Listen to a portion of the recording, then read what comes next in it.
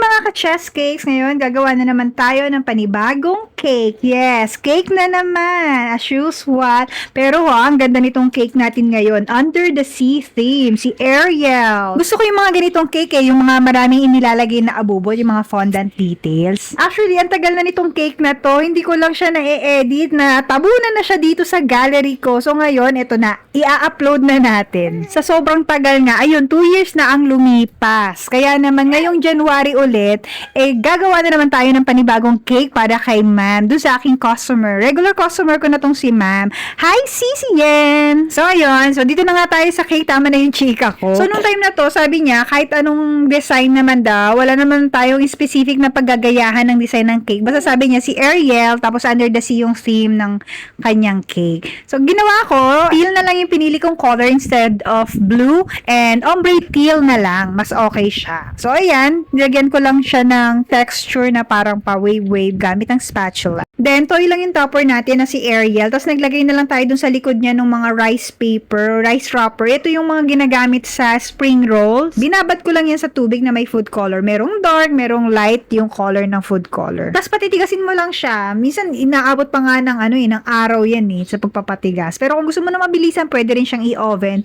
Ito yung sa akin, in-oven ko to para mabilis kasi hindi ko naman kaya maghintay ng sobrang tagal. Nagmamadali ako. So, ayan, para tapos na agad, matigas na siya agad, in-oven ko na lang, pero low heat lang. Tapos, ayan, nilalagay na lang din natin yung mga fondant details niya na anik-anik na makikita natin sa dagat. So, meron seaweeds, corals, mga shells, and so on. Ayan, patapos na tayo. Nilalagyan na lang natin ng mga edible pearls para itsurang bubbles, para mukhang under the sea talaga ang peg ng cake natin, di ba?